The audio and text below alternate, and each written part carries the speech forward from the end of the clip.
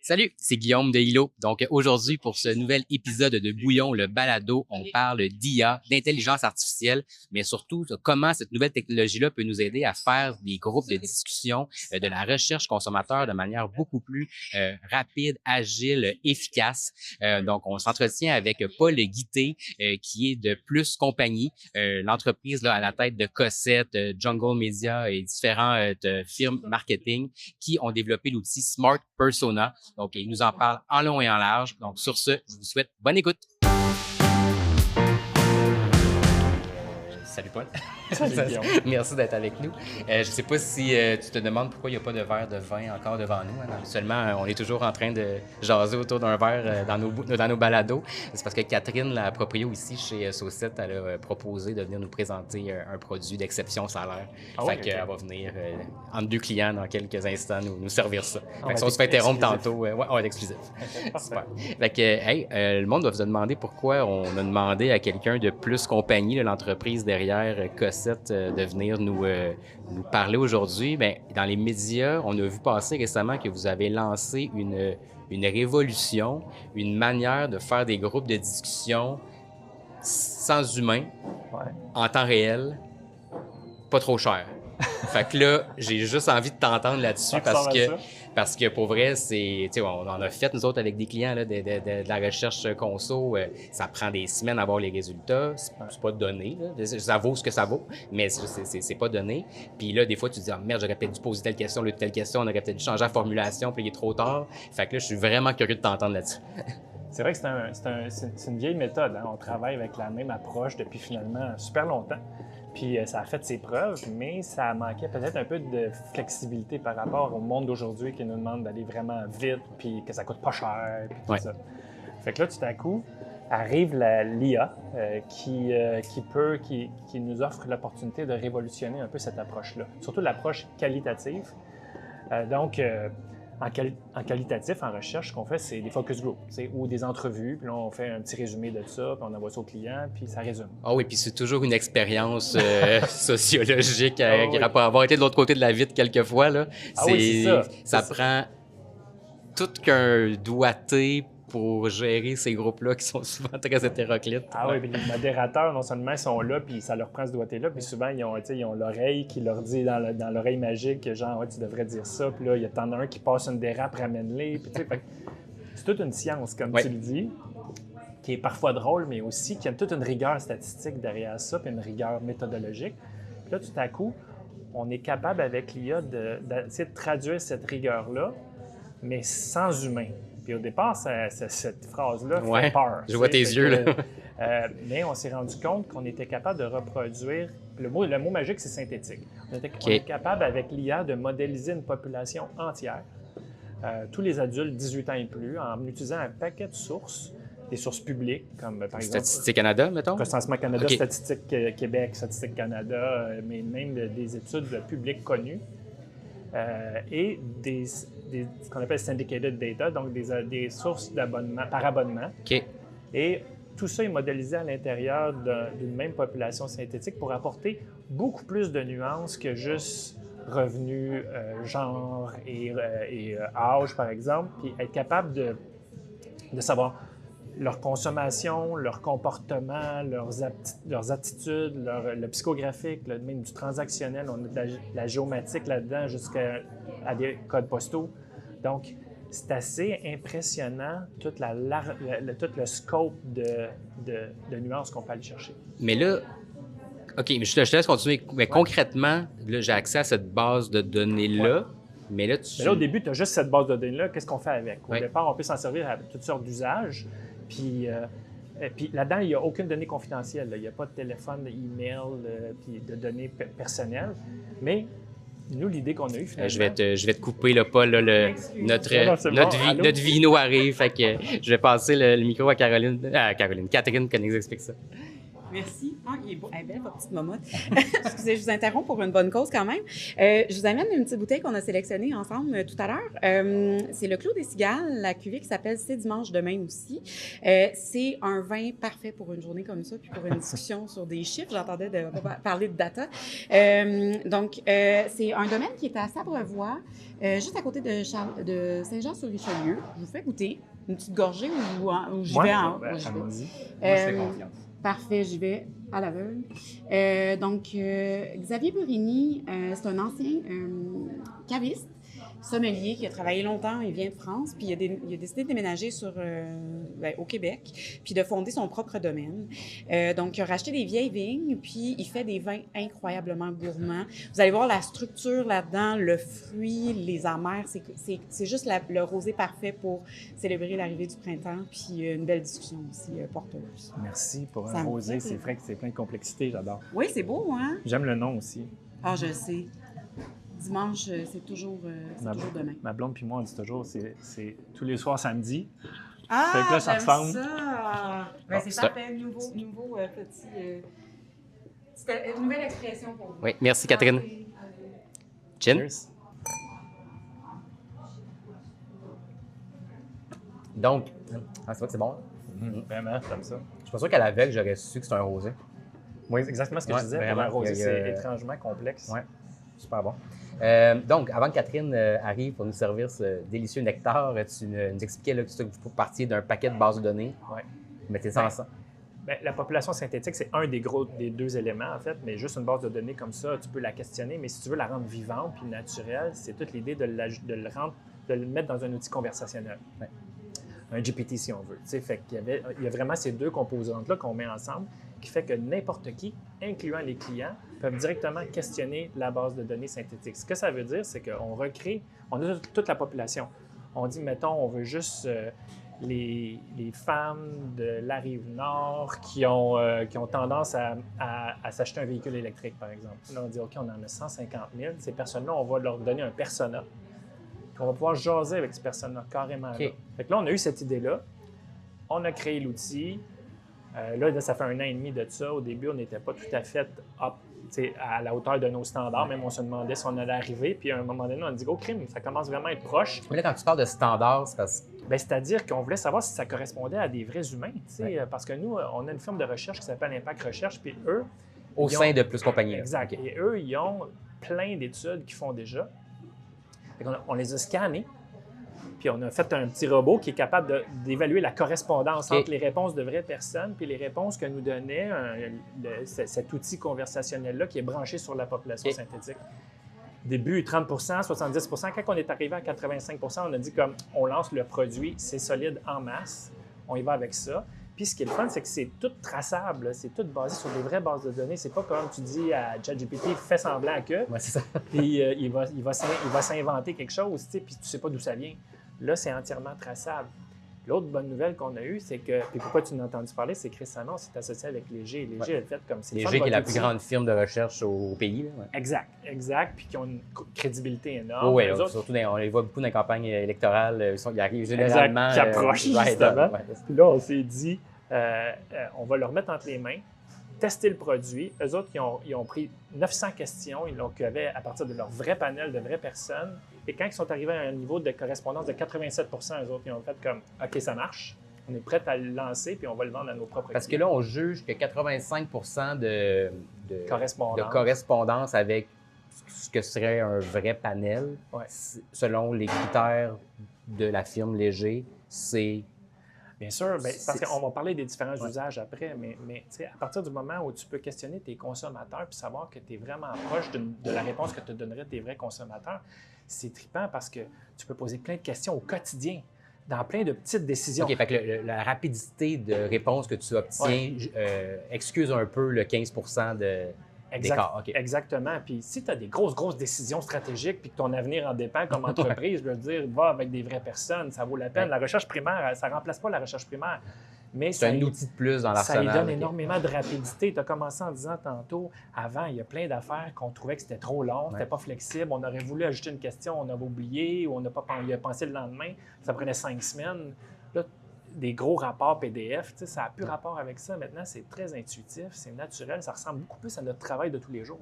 Oui, mais tu parles de temps. Vous êtes connecté sur des bases de données, sur des rapports et tout ça. Mais ça c'est figé un peu dans le temps. C'est-à-dire, vous êtes abonné à tout ça, mais ils sont mis à jour annuellement ou dépendant là, des ententes que vous avez. Fait que tu as raison de poser la question. Fait que toutes ces sources-là, comme il y en a que ça change une fois par année, il y en a que le recensement, c'est tous les 5 ans. Ouais. Bon, fait que là, comment on fait pour y donner l'espèce de petit goût de conversation de machine à café? Ouais. Tu sais, si tu es dans un focus group, il y en a un qui va s'échapper sur Trump à un moment donné. Bien, comment on veut avoir ce flow-là naturel? Bien, on l'a branché aussi sur Google News de façon à ce qu'ils connaissent les hot topics, là, les sujets chauds en ce moment. Fait que s'il y a de l'anxiété économique ou s'il est arrivé un événement, je dirais pas la veille, mais dans la dernière semaine, bien, tu sais, ça va se ressentir dans le mood de notre persona qui, tu sais, ses aptitudes normales, sa psychographie ne va pas changer du jour au lendemain, mais son mood puis ses émotions peuvent être influencées par les nouvelles ou par ce qui se passe autour de lui. Fait qu'on essaie de recréer ce social currency-là, si on veut. Wow. Avec du flux contextuel. OK, mais là, concrètement, là, mettons, je suis un dirigeant, gestionnaire dans une entreprise bioalimentaire, disons, un transformateur, là, peu importe, mettons, un produit laitier, là, peu importe. Puis là, je t'entends, puis je me dis, OK, mais ceci est de la magie, j'ai besoin de ça. Concrètement, qu'est-ce que je peux faire? C'est-à-dire que j'ai un abonnement avec vous, puis littéralement tous les jours, je peux lui poser des questions sur j'hésite entre telle campagne proposée par mon agence puis telle campagne ou on veut faire une extension de gamme, quel genre de nouveaux produits de saveurs je devrais lancer. C'est quoi le type d'utilisation que tu peux faire avec cet outil-là? Bien, toutes ces réponses. Okay. Le spectre est très large. Premièrement, les gens dans nos agences peuvent s'en servir directement dans les premiers stages de décision, là, en brainstorm, tu es en train de dessiner des maquettes, tu peux tout de suite lui soumettre. Ça ingère du texte, ça ingère des images, ça ingère de la vidéo. C'est en mesure de donner une résonance sur ce que tu es en train de produire à court terme. Fait que ça change. Tu sais, avant, on n'aurait jamais été en recherche pour ça. Là, mais là, tout à coup, ça permet ça. Après ça, le client, comme tu dis, peu importe le client, à tous les jours, il prend des décisions marketing qui sont parfois en dehors de la publicité. Le packaging, le design de magasins, les relations publiques à tous les jours, des communiqués de presse, oui, surtout des médias sociaux. Les gestionnaires de communauté, intuitivement, savent des fois c'est quoi la bonne réponse, mais pourquoi on ne le demanderait pas au consommateur d'avance, avant de publier un post Instagram? Tu lui proposes 2, 3 possibilités, il te donne tout de suite son préféré.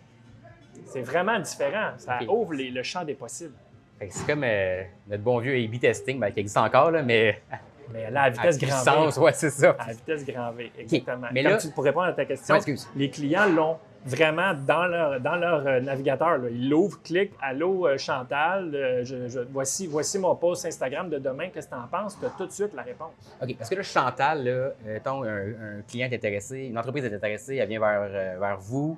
Là, vous déterminez ses personas. Elle, mettons qu'elle a toujours travaillé avec trois personas, là, classiques, là, avec du socio, des mots, on y a trouvé un nom, puis et tout ça. Là, elle vous transmet cette information-là, puis là, vous le raffinez pour... Bien, nous, ce qu'on cherche, c'est exactement ça qu'on fait. Soit elle a déjà ses segments ou on les fabrique pour elle. Puis traditionnellement, depuis longtemps, parce que un peu par les limitations de la recherche avant, on était souvent genre, âge, revenu, éducation. Là, on se dit qu'avec toutes les 12 000 nuances que nous permet la base de données, on peut être bien plus proche des objectifs d'affaires. Fait qu'on va se concentrer sur des caractéristiques qui sont plus proches des objectifs d'affaires, comme cherche à va à l'épicerie à toutes les semaines, dépense tant d'argent ou va prendre telle décision d'achat dans la prochaine semaine. Ce genre de caractéristiques-là deviennent beaucoup plus centrales. Fait qu'on s'assoit avec le client et on dit c'est quoi qui définit vraiment tes segments un par rapport à l'autre pour que Chantal soit pas pareil comme Mathieu puis que les réponses soient pas pareilles aussi.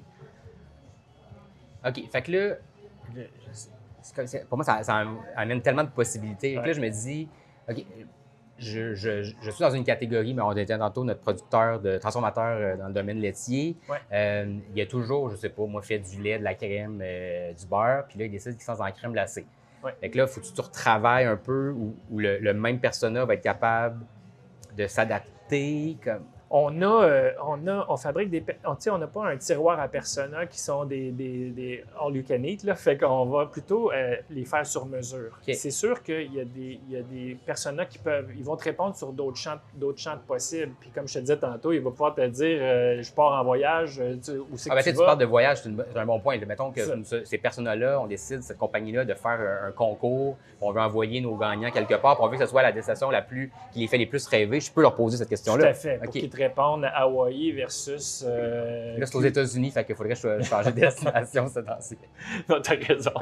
Mais définitivement qu'il va pouvoir répondre à d'autres questions, peu importe que tu demandes. OK. Mais là où il n'ira pas, c'est dans le quantitatif. C'est-à-dire, tu dis quel âge as-tu exactement, ou c'est quoi ton revenu exact, puis c'est quoi le pourcentage de toi-même qui aime telle affaire. C'est pas du quanti, c'est du quali, vraiment, qu'on va chercher. Puis on parlait de l'expérience des focus group qui était un peu drôle. Tu sais, le modérateur, il prend l'expérience, il la capture, il la synthétise, puis il envoie au client une réponse digérée, si on veut. Oui. Ce qui est le fun avec ça, c'est que tu reçois direct la réponse digérée. Tu n'as pas toutes les conversations olé. Mais là, direct, genre aussi rapide que quand tu fais une requête sur Gemini ou Chat. Là. Okay. Exact. En 30 secondes, tu as 4 paragraphes vraiment intellectualisés que j'appelle de la réponse que tu recherches.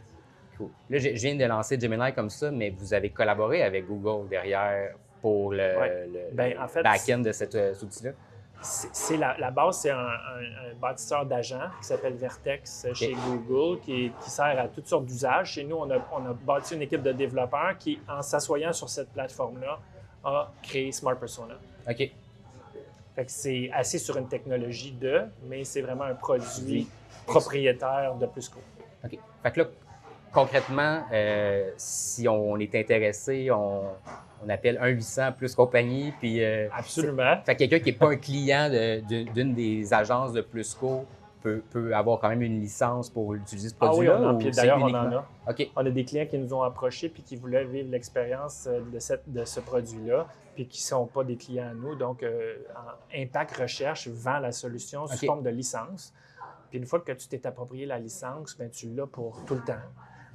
C'est-à-dire que c'est une licence d'1 an, mais je veux dire, tu peux l'utiliser à tous les jours. C'est pratiquement illimité. Le nombre de questions que tu peux poser est tellement élevé que tu ne te rendras jamais.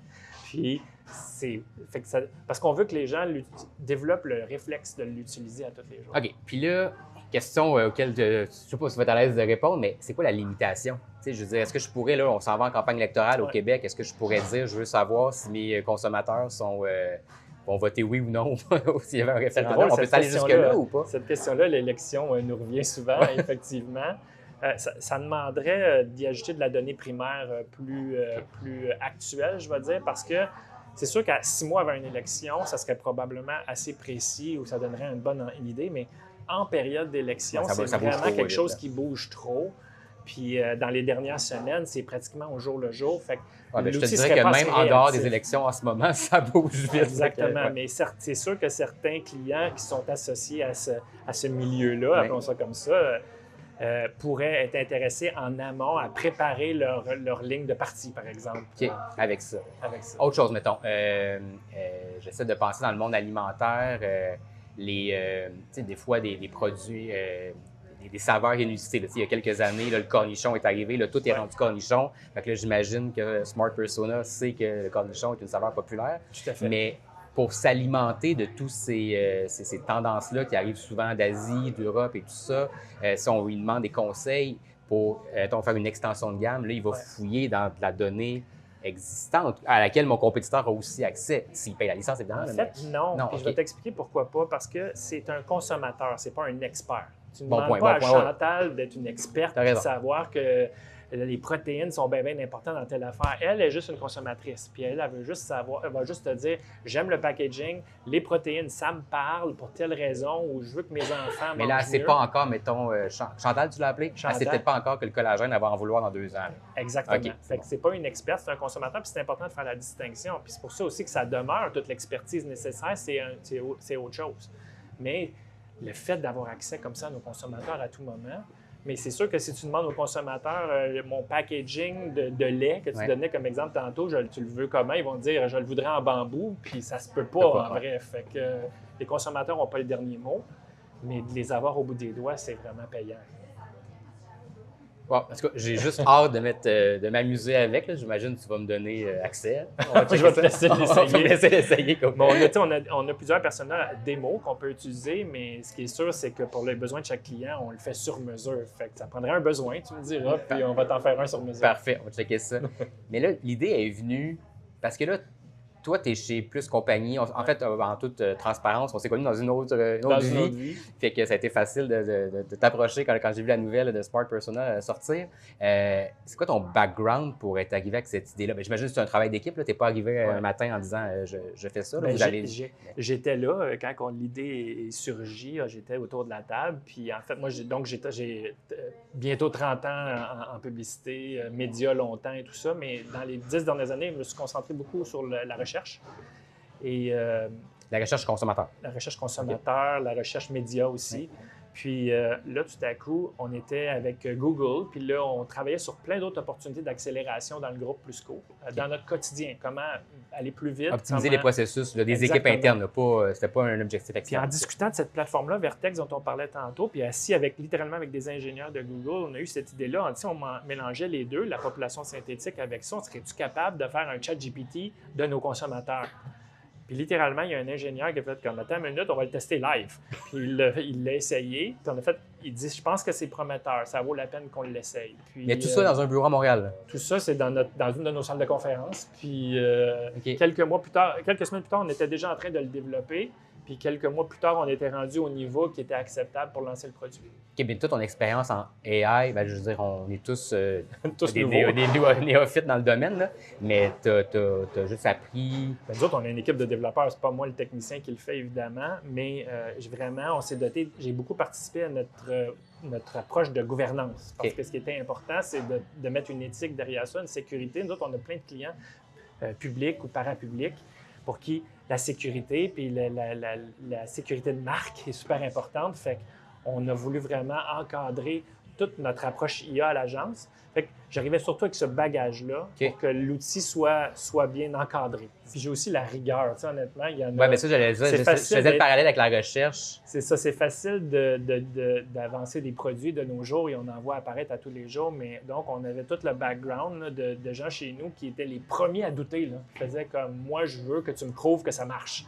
Fait qu'il n'y avait pas juste moi, il y avait toute une équipe d'Impact Recherche derrière ça qui s'assurait que c'est fiable pour vrai. Puis là, aujourd'hui, mettons, on rêve, là, cet outil-là.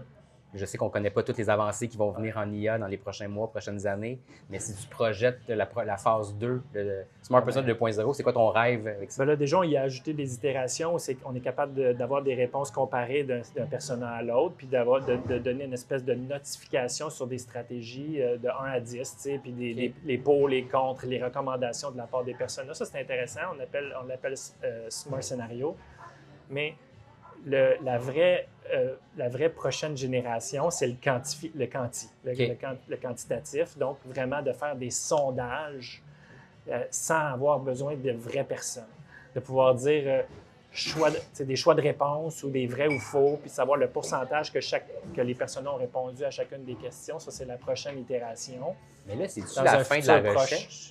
C'est consommateur. Je veux dire, léger à t'embarquer là-dedans. Mais... Bon, on en a parlé tantôt, c'est que quand c'est plus profond, à haute teneur stratégique, on pense que la recherche primaire va demeurer, mais il y a une bonne partie de la recherche, disons, qui a besoin de plus de rapidité et d'agilité qui va être remplacée par du synthétique, oui. C'est épeurant, mais c'est fiable. C'est vraiment à la hauteur, donc oui. Wow, ben j'ai hâte d'essayer ça. On va essayer là, de mettre quelques captures d'écran là, de ce que ça peut, à quoi ça peut ressembler là, dans la vidéo. C'est vraiment un feeling de ChatGPT, honnêtement, pour ceux qui connaissent et qui utilisent ça tous les jours, ça ressemble. Okay. Puis avant de te laisser, là, maintenant que tu es rendu un expert IA qui répand la bonne nouvelle, y a-t-il un outil secret que tu utilises, que tu peux nous partager? Tantôt, on a parlé des consommateurs. Ouais. L'expert, pour fabriquer un expert, il y a moyen de le faire avec des outils de nos jours. On utilise entre autres Notebook LM pour créer des espèces d'experts de catégorie qui nous accompagnent dans nos décisions stratégiques. Fait qu'on a vraiment le pendant consommateur puis le pendant expertise de marché, si on veut. Parce qu'être un expert en marché, ça prend des années et des années à accumuler tout un savoir puis à l'avoir au bout des doigts puis pouvoir le pondre dans un meeting. Là, tout à coup, ça peut être agrégé tout à l'intérieur d'une sphère, puis on peut le prompter, puis il nous donne des réponses excessivement précises avec des sources. Tu développes ton plan Dino avec Notebook LM, puis après ça, tu utilises ce qui sort, puis tu lui demandes à la Smart Persona de voir si ça a un potentiel de marché. La dynamique des deux ensemble, c'est vraiment puissant. Fait que comment, excuse, je dis c'est la fin, mais j'ai comme plein de questions qui me pop. Comment vos équipes à l'interne apprennent sur la courbe d'apprentissage? Il faut qu'elle soit quand même rapide. Là. Vous vendez cette solution-là à vos clients, mais là, vos gens à l'interne sont quand même nouveaux aussi dans l'utilisation de ces outils-là. Oui, puis non. En fait, la courbe d'apprentissage, elle va vite quand les outils sont intuitifs. Puis les deux outils qu'on vient de parler sont super intuitifs. Fait qu'ils se sentent juste empowered, en fait. Ils sentent juste qu'on leur a donné une façon de rayonner, d'être meilleur, d'aller plus en profondeur en moins de temps. Parce qu'aujourd'hui, on est toujours pressé. Puis là, rapidement, ils peuvent avoir le niveau de qualité, même parfois supérieur à avant, en moins de temps. Puis ça leur donne confiance. Fait qu'au contraire, la réaction est super positive par rapport à ça. Bon, tu donnes encore plus le goût de l'essayer. On s'en reparle lundi matin pour ça. Quand tu veux. Merci, Paul. Cheers. Cheers. Merci de l'invitation.